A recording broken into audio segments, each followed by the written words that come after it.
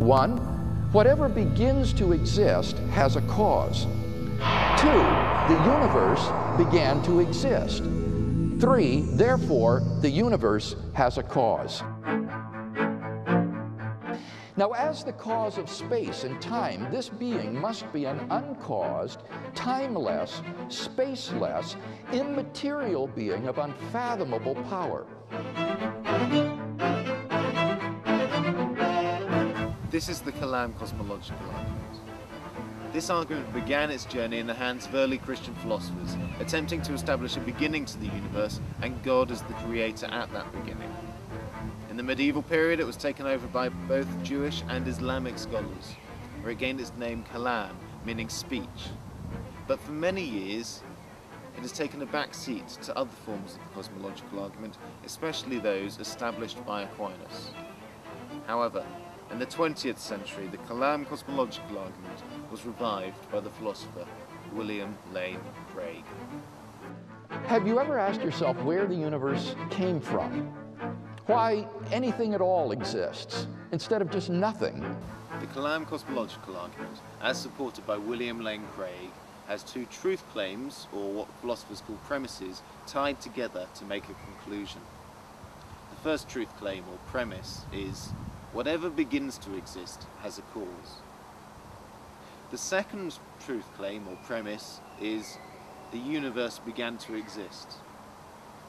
And if we say that whatever begins to exist has a cause, and the universe is something that began to exist, then we draw the logical conclusion that the universe had a cause. To find out more, and to search for justifications for the truth claims or premises in the Kalam cosmological argument, I talked to philosopher and author Peter S. Williams. Okay, Peter, we've been looking at the Kalam cosmological argument, which has two premises tied together to make a conclusion. Sure. Can you give us reasons for why those premises are true? Should we start with premise 1? Okay, well, premise 1, just to recap, which says that anything that has a beginning must have a cause of some kind. Okay. I think defenders like Craig put a lot of emphasis on saying that they think that premise is just simply intuitively quite obvious. But then they would go on to say, look, even well-known atheists seem to support that kind of premise. David Hume, well-known Scottish sceptical philosopher, once said that he had never supported so absurd an idea as that something could arise without a cause, that something could just pop into existence, as it were, and there'd be no explanation, no reason for it arising, for it popping into existence. So it's not just an intuition shared by people who believe in a God, or believe in a cause of the universe. It seems to be an intuition that's shared by people on both sides of the debate, one might argue. So Peter, can you give us some good philosophical and scientific reasons for why premise 2 is correct?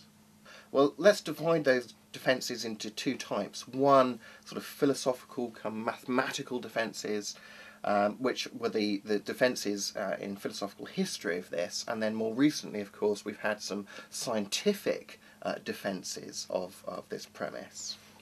Philosophically, arguments range around the idea of whether it's possible to have an infinite regress of causes, or an actual infinite set of, say, past events.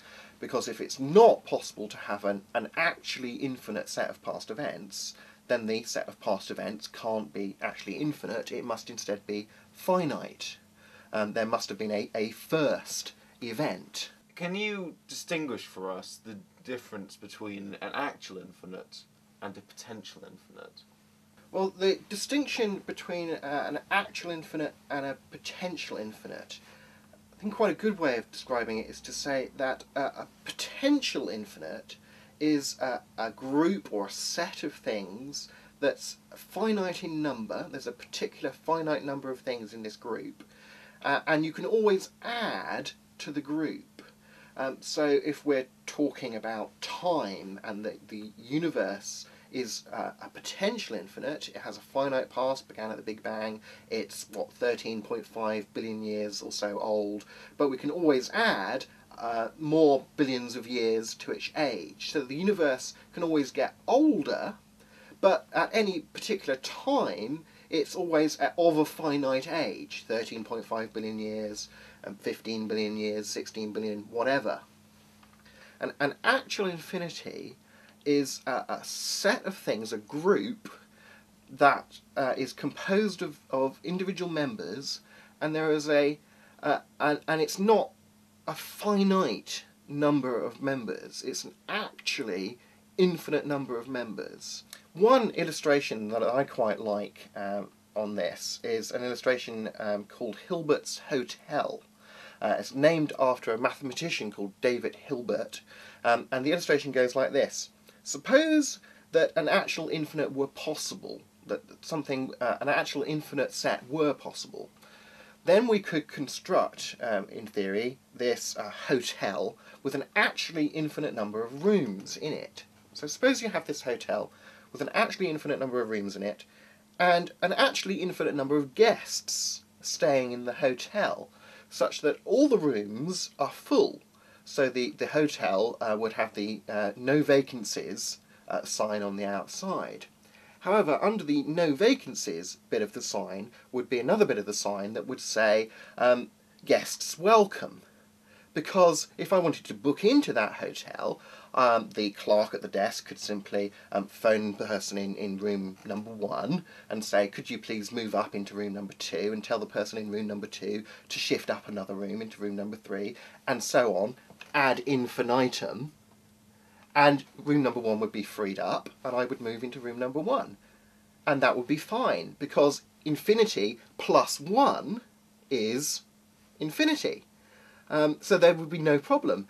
But the argument goes to think that in physical reality, rather than just as a sort of conceptual story, that in physical reality you could have something that would behave like that would be full, and yet you could add something to, is just ludicrous. It's just shows the impossibility of an actual infinite set of things existing in concrete reality. So there were some popular defences of both premises.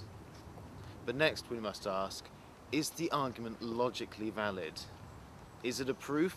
If so, what kind? To remind ourselves of the argument again, we have premise 1, whatever begins to exist has a cause. Premise 2, the universe began to exist, and from that we draw the conclusion that the universe had a cause.